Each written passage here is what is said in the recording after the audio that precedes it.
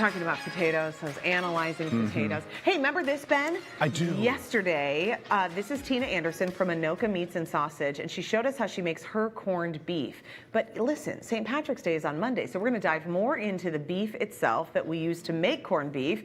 And who better to tell us more than Ashley Wulf from the Minnesota Beef Council? No one better. Nobody better. So she's going to join us with more information on the St. Patrick's Day staple and how we can use it in some of those leftover recipes. How are you? Good. How are you guys? Oh, we're great. One thing we learned from Tina is that you really can make a big piece of corned beef. Well, that's what I was watching her segment, and I was like, she made an 8-pound Yes. brisket, I think it was. So I was like, that could potentially lead to a lot of leftovers. Were you at the Beef Council? Was everybody cheering? I was watching, I was like, that is how you do it. An 8-pound brisket. I love it. Okay, so let's dig into, again, we were talking yesterday about corned beef being the brining process. Yes. So you know a little bit about this. Why were people doing this to begin with? Yeah, so actually corned beef comes from the name back before refrigeration. So that's how they would preserve meat, is to put salt over it. Yeah. And they thought that the salt kernels represented corn, like as corn kernels, so they called it corned beef. Okay. So that's kind of where the name comes from. Got it. There's actually no corn ingredients in the meat, unlike some people might think. But then there are a few different ways that you can buy it at the store. So like Tina showed you guys yesterday, you can brine it yourself. Yep. You can also just buy it at the store pre-brined, like in a package, and then you just drain off that brine and cook it, and that's what I did with this one here. Otherwise, you can also buy it as a thinly sliced deli meat, which is what I used for the Reuben over there. Got you. Now, all right. if you don't want to cook a whole roast, you could just buy it pre-cooked, thinly sliced in the deli So section. when it's a Reuben, it's just corned beef sliced thin. Correct. Oh my.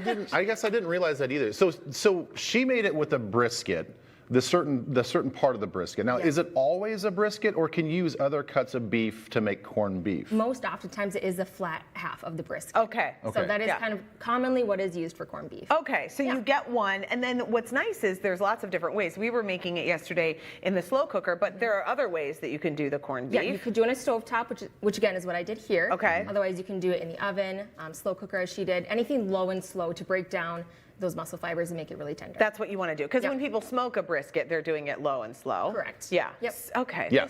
Yeah. So Tina had the big 8-pounder, which there is, unless you have a big family or a lot of people, there are going to be leftovers. So people want to know, what are we going to do with the leftovers? You have some ideas for us. What's this first idea? So this one, in light of National Pie Day, of course, beef has got to add their little spin on it. So this is a rustic potato bake that you bake in a pie pan. Oh, yes. I love this idea. Yeah, so what I've done is just greased a pie pan with some butter, and then wedged potato slices and laid those out.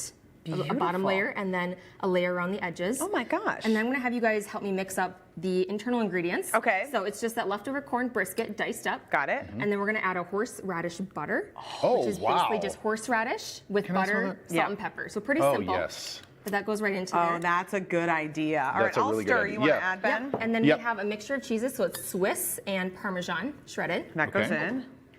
Not all of it. That's okay. I didn't say that. Well, let's take it out. I have just half of it. You don't I want have to a put half of it on tendency the to bottom. do this. Yeah. No, I that's just okay. throw it in there. What? I know. This is. You should have seen my face. No, Your I'm just face kidding. was. I want to Like, woo! replay I that know. in slow mo. Your reaction. No. Okay, I'll set that so aside. No, I'm sorry. So half of that goes into the bottom. Oh, Okay. Now, again, are these potatoes, they're not drizzled with anything? There's no olive oil, there's no salt, there's no nothing. It's Just the butter, just the greasing butter the on the pan. bottom. Okay. Yep, sprinkle just that over? half of that. We're going to kind of layer. Yeah. Yep. All right. Okay, and then we're going to also add the onions and the thyme. In here? Into this one. Okay, we Now, need more specific. all of it? All of it. Yes, thank you for Okay, asking. yes. And then mix that all together. Okay. And then we're going to put that into the mixture. This is great. I know, I would never think about doing something like this. It's a very unique dish. Yes. I like this. This isn't something that's typically on people's, I know, radar but for if when you- they think of dinner. But if you like a shepherd's pie, so you like a meat mixture with the potatoes on top, I mean, who doesn't want meat and potatoes? know. Every Everybody man, does. woman, and child wants that. American Yes. staple. Yes. Yes. No? Okay, Yes, so then you now can just put the sprinkle the rest rest of it. Yep. Okay. There you go.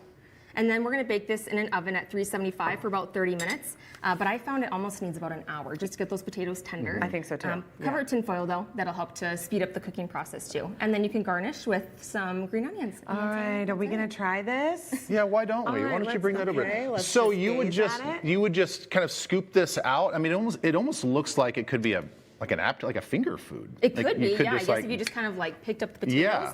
It did recommend just to kind of cut it as though you were cutting a pie. And Yeah. take it out that way. So maybe a little messy for presentation purposes. Who cares? Sure. But it all tastes. It all That's tastes where the it's same. at. It's like cheesy potato corned beef nachos. Oh, that's fantastic. Oh, that's very, very good. Okay, now the Reuben, because everybody wants to make a Reuben then. Yes. If you have the corned beef. I feel like a lot of people maybe order Reuben at a restaurant, but maybe not as many people make it at home. I know. But it's super simple. Yeah. So all it is rye bread or pumpernickel bread. And then you add that sliced corned beef, as I was talking about. Add some Swiss cheese and sauerkraut. And then I'm actually going to quickly mix up the Thousand Island dressing. Listen, I like Super simple. Yeah, and this is a good thing. This is another one of those that when you make it yourself, it just tastes better than a lot of times in the bottle. Sometimes it's just more fun to make it yourself. is. You know Yeah, where I all agree. the ingredients are at and Yeah. all that good stuff. So Okay, you want to stir again? all Thousand Island dressing is some mayo, ketchup, Okay. And that's just regular mayo, just your favorite mayo, whatever you your like. favorite mayo, Whatever. And then you your like. favorite ketchup. Okay. some relish. Great. I'm gonna stir. You pour. There you Okay. go. Yep. All of it. All of Yep, it. thank I you just for now everything. I'm Ben concerned. is terrified now. Yep. Actually. He's terrified. I don't want to disappoint you. Some Worcestershire.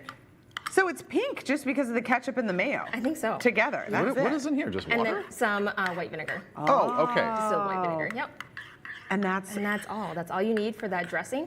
Add as much as you'd like, and then it's your. See, this is why you should do it at home. It is know. super simple. Yeah. And these are really all ingredients that most people have in their fridge anyway. Ashley, great job. Really Yeah. fun. I feel very I knew 0% about corned beef, and now I know like. Now we're pros. Now we're 6%. experts. And you guys can be experts as well. So we have Ashley's recipes and her grocery list and a link to the Beef Council's website posted on TwinsiesLive.com. You can also find more recipe inspiration. We have nutrition facts and more. It's all on their site. Lots of really great Yeah, ideas. lots of great resources.